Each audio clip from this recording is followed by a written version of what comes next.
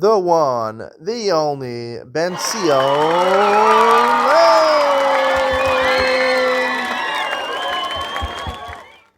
Good afternoon and welcome to Yeshiva YouTube, just Daf It. Today we're doing Maseches Gittin, Daf Beis, number 22. Great share for you today. We're going to talk about this halachas, interesting halachas about atzitz nakov, atzitz she'eino nakov, about flower pot, if it has a hole, a perforation on the bottom, is it considered part of the ground or not, in relation to Hilchos Gittin. And we're also going to talk about the Mishnah. The Mishnah talked about, yesterday we talked in the Mishnah about writing a get on something which is erasable paper. It's machlokes between the Rabbanon and Reb Meir, whether it's okay or not. We'll talk about that machlokes and explain it. Let's get into it. The bottom of Chav Aleph from a base, 3 lines from the bottom. Kasvu al cheres shel atzitz nakov. Let's say we wrote a get on the earthenware, the pot of the atzitz nakov. We're talking about a flower pot that has a perforation on the bottom. Basically, it's getting its nourishment from the ground, from the earth of the ground. So, according to the Torah, it's really considered, in most regards, it's considered attached to the ground. At least Garbi Hilchos Shabbos, you can't really move it on Shabbos because it's attached to the ground. It would be basically, see, you're cutting it from the ground. Kotze, it's a malacha, Ktsira is a malacha on Shabbos, so you won't be able to do that. So what about if you wrote a get, right? We know that it can't be mechus or ktsitza. It can't write it and then have to detach it. For example, if it's a tree, to write it on a tree and detach the tree, you can't do that, or something that would be a problem. So that was the Mishnah, Kasval Mechubar, it's possible. So let's say if you wrote it on the flower pot, Kasher, the shakla v'yoyivli in hala, he just picks it up and gives it to her. Now, obviously, the obvious question is, according to halacha, he's detaching it from the ground. So how is that okay? We'll discuss that in Ian with Ben Sion, a revolutionary new explanation on help us understand that. All the shal is not. Let's say he writes the get on a leaf of the flower in the pot, in the flowering pot. Abai Amar Kasher. Abai says a kasher get. He's not detaching the leaf. He's giving her the pot with the leaf. Rav Amar Pasal. Rav says it's possible. Abai Amar Kasher, the top of Chav Beis and Aleph. The shakil levi yoyv hala. He takes the pot, he gives it to her. It's not called detaching. Rav Amar Pasal Gzera Shema Yiktom. He says it's Pasal over there because he might detach the leaf. He might detach the leaf, and when you detach the leaf, that's mechusar ktsitza. It's mechusar detaching it from the ground. And if you do that, that would definitely be possible again. Now, even if you don't do that, you just detach it from the ground, you take the flower pot, you move it from where it's on the ground, and give it to her without detaching the leaf. Midoraisa, it would be a good get, according to everybody. That's the understanding over here. According to everybody, it's a good get. The Ran asked the obvious question: why is not mechusar ktsitza? He's cutting it. He's detaching from the ground. Halachically, he's detaching from the ground. That's the question we have to answer in Ian with Ben Sion.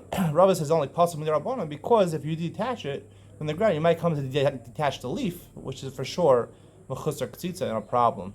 Let's say these are other halachas about a flowering pot that's partially attached to the ground, it has a hole on the bottom, it gets its nourishment from the ground. Let's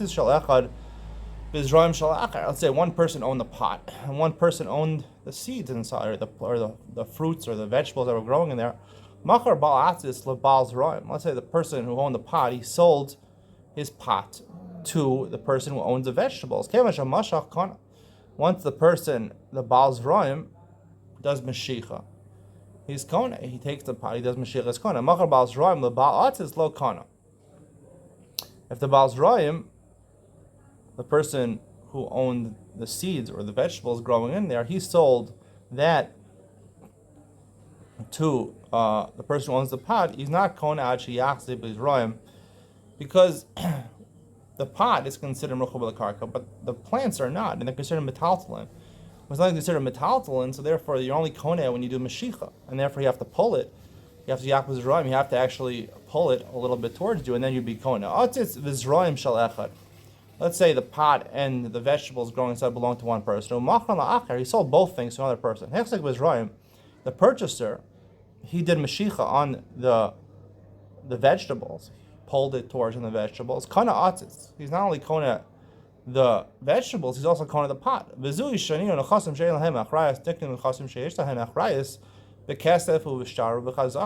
Mesechas Kedushin. It says that nechasim or ein lahem achrayus metaltalin, things which don't have, basically there's no responsibility, there's no way of tracking it.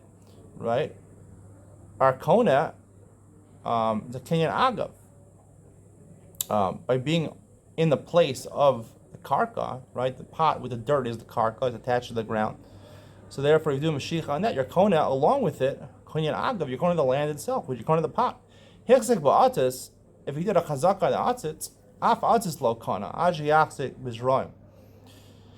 Hichzik ba'atzitz does not mean that he pulled it, because if he pulled it, he'd be kona the zroim, and based on kinyan agav, he'd be kona also the pot. Hichzik b'zroim ba'atzitz is talking about a kinyan chazaka, which says that he changed the pot somehow, he painted it or something like that, or he made it bigger. That doesn't help, because you have to do a mashicha in order to be kona the zroim. She's not even kona the atzitz.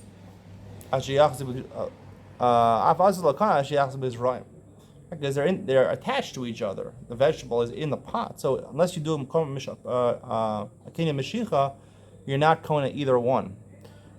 Nekvo ba'aretz v'nofo b'chutz la'aretz. Let's say you have an interesting case. We have atzis nakov, where the hole is in Eretz Yisrael, but the plant, the vegetables, are sticking into chutz la'aretz, right? Only Trumas and Maishal only apply in Eretz Yisrael. Abayi Amar, Basar Nikvo Azlin, and you go after the hole, and the hole, whatever the vegetables are chayim in Trumas and Maishal, they're in Eretz Yisrael. Rav Amar Basar Nofo Azlinan. You go after where the branches are, where the leaves, where the vegetable is. If the vegetable is in chutz la'aretz, it's not chayim in Trumas and Maishal. So the rest of the ashrush kol yam lo pligi. If the roots, right, was rooted in Eretz Yisrael, everyone agrees. Even Rava would agree. You don't go basar nofel. Keep pligi with lo ashrush. They're talking about a case where it wasn't exclusively rooted in Eretz Yisrael. It was rooted in both places. It was rooted somewhere in the middle. So the Gemara says with ashrush lo pligi, and when it took root.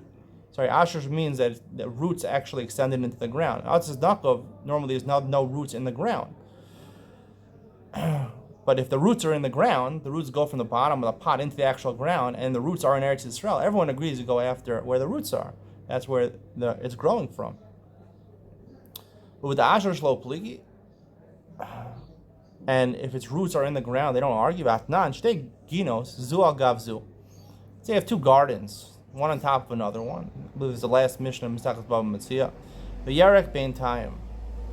Let's say you have a flat land belongs to one person, and then you have a step up, and a person owns the garden on a step up, right? And on the very edge of the garden on top, there's a vegetable growing, and it's hanging down into the airspace of the person who owns the bottom garden. What's the halacha?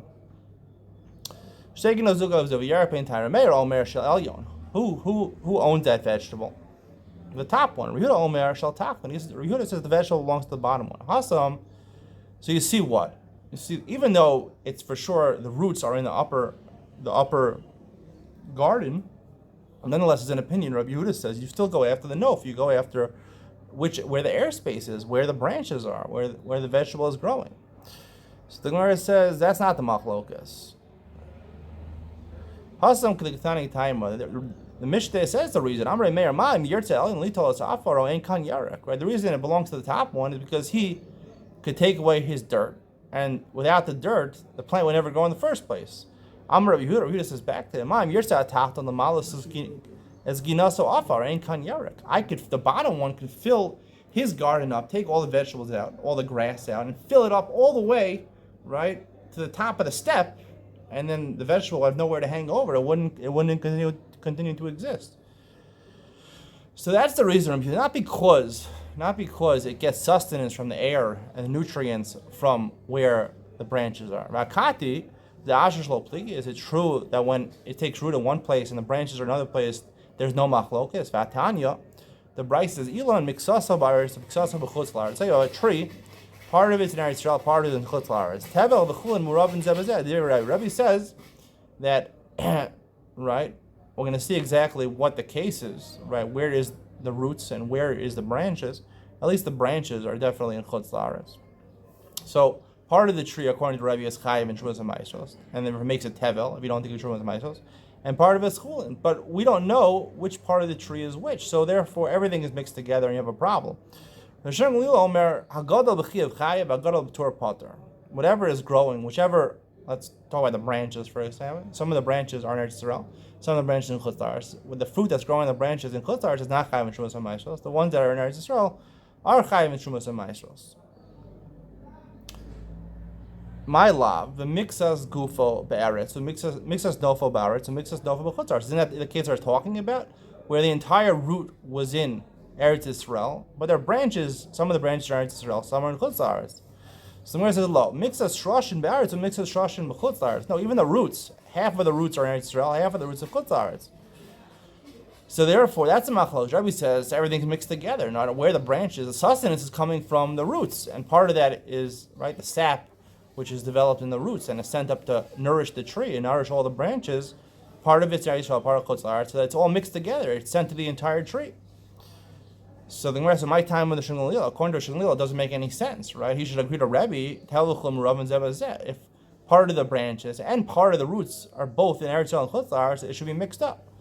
So the Gemara answers, the mafsek sunma. It's actually, there's a rock separating between the roots in Eretz Yisrael and the roots in Chutz La'aretz.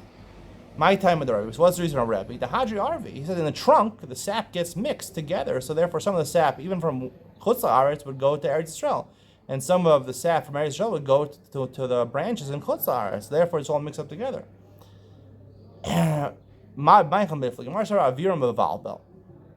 Rebbe holds that the air, meaning the air above the roots, the tree trunk, is mavabel, mixes together the sap. He argues no, that we can retroactively trace the sap that comes from Eretz Yisrael to the fruits that are growing in Eretz Yisrael, and the sap that from Chutz La'aretz goes to the fruits that are growing in Chutz La'aretz. Yehuda says in the Mishnah, he argues on the Rabbanan, he says that it's written on diphthera, if it's written on basically parchment which is not treated with gallnuts, which could be erased technically, it's not a kosher get. Amar Reb Chia Barasi Mishmei Deula Gimel Oros, and there's 3 types of parchment. Talking about hide that comes from a cow. Matzah chifa v'diphthera. Matzah kimashmo. What does that mean? The lo meliach, the lo k'miach lo is like you think on matzah. Matzah is unleavened, unleavened bread. It doesn't have salt. It doesn't have flour. And the lo it doesn't have gallnuts. Gallnuts is what prevents it from being erased. L'ma hilchasa. Why is it important? Lahotel Shabbos. If you have matzah, there's a certain shear for taking it out on Shabbos for Chaya for Otzav. A kamashiro. K'tani Rav Shmuel Bar Yehuda. K'dei latzor mishkal katan. K'tana. To basically wrap up a small weight, right? When you sell things, usually you sell them by the weight. V'kama. Amar Abaye. What's a small weight? K'riba de pumbedisa. A fourth of a fourth in pumbedisa. I guess that together would be 1/16 of a weight. Usually outside of America, they use kilos. So I guess it would be 1/16 of a kilo. That's the smallest weight. Chifa, the meliach v'lo k'miach v'lo afez. Chifa is the middle type of parchment. It is salted, but there's no flour used and there's no gallnuts. The ma'hilchasa. Hotzah Shabbos. Again, it has ramifications for Hotzah on Shabbos. V'kamashiro, because it's not arkdei lasas k'miyah. It's basically the amount of leather that you need to make an amulet. It's tanned enough because you use salt, so it can be fashioned into basically a bracelet in order to hold an amulet. Diphthera, the third type of leather, the maliach v'kmiach v'lo is what our Mishnah is talking about, where it's salted and used flour is used. However, it is not used with gallnuts, and therefore it could be erased. Why is that important? Lahotel Shabbos, taking on Shabbos, a get. It has to be big enough to write a get on. If it's according to the Rabbanan, you could write a get on diphthera. It's only according to Yehuda Maseri you can't, so that's why they measure the shear. According to the Rabbanan, the majority opinion is the shear is how big it is necessary to write a get. Chacham and Mishnah say, argue on Yehuda Maseri. They say even if it's written on parchment, which could be erased, it's kosher. Man Chacham, who's the Chacham? Amor Rabbi Lazar. Rabbi Lazar, who's an Amora, Lazar Bar Padah, says, top of Chav Beis Hamid Beis, Rabbi Lazar, this is a Tana, Eliezer, who always says, "Da'amar made Adam Masira Karsi." Is Eliezer ben Shamua, who was a Kohen, who was a contemporary of Shimon Gamliel. Da'amar Adam Masira Karsi. He argues on Rabbi Meir. He says that the most important part of giving over the get, the Adam that witnessed handing over the get, right? When it says the Kasa v'Nasan b'Yada, right? The Adam are in the Nesina. That's the most important thing. So therefore, even though you write it on something which could be erased, the signatures could be erased, it doesn't matter because you need to have witnesses on the transfer from the hand of the man or his shliach to the woman, or her shliach. The Amar Rav Lazar, Lazar, again, the Hamora, lo hichsher, he makes a qualification. Lo hichsher Rabbi Lazar, ela alter. He only said you can use, in the Mishnah, the Rabbanan said you can use basically parchment which could be erased if it's done right away. I mean, the woman, they did the Mesiras Haged, and then the woman comes to the court and she wants to give the get and to process it in the Beis Din. But if she brings it not immediately after it's given to her, let's say within 10 days, we don't trust that. Even though the witnesses are coming with her to the court and they're testifying, we saw that this get was given over. Nonetheless, they might have forgotten about it. There might have been some stipulation. Like we saw yesterday, I'm megarish you on a condition that you don't drink wine for 30 days, which is a valid tonight. And they erased it. She didn't want that tonight, and they erased it, so it's going to invalidate the get. Rabbi Yochanan Amar, you could even trust until 10 days. If there was a tonight, the Edom would remember. Within 10 days, they're going to remember, and therefore it's okay. Amar Elazar says another qualification. He only allowed you to use diphthera or parchment which could be erased by Gittin Nashim of Shar Sharos Lo. When it comes to monetary documents, you can't use this type of parchment. It has to be something that can't be erased. Siv, what's the proof? This is a pasuk in the Navi where Yirmiyah instructs someone who's Baruch ben Neriah to buy a property right before they went to Galus Babel, to buy a property in Eretz Yisrael and to have the deed of that land in Eretz Yisrael. So when they came back, they would have proof that it belongs to them. So they buried it in a kli cheres, or earthenware kli. And similarly, the writing of the document, the deed, had to be written in something that couldn't be erased, or that wouldn't be erased over time. If it's written on parchment, diphthera, it would be erased over time. 70 years they were in Babel. Rabbi Yochanan Amar, Afil B'Sharos. He says, Rabbi Lazar would even machshir diphthera for monetary documents. Doesn't even say in the Navi that monetary documents, we have to worry about them being erased. And there, he's just giving him good advice, right? If you want to use proof in 70 years that the land belonged to you, so you write it on, put it in a kli cheres, put it where a kli lasts, and write it on a parchment that's going to last. He's giving him good advice that it shouldn't be erased because it's possible to be erased. But technically, halachically, diphthera is okay, even by dinei mamis. That's the conclusion of today's share. Stay tuned for Iyad Ben Sion, where I talk about the big issue that Ron introduces at the beginning of today's daf. Atzis nakov, an atzis that has a perforation. Halachically, Hilchos Shabbos, at least other halachas, is considered attached to the ground. Why, according to nobody, is it a problem? Chutzra k'tzitza, right? You write it on the flower pot and then you give it to her.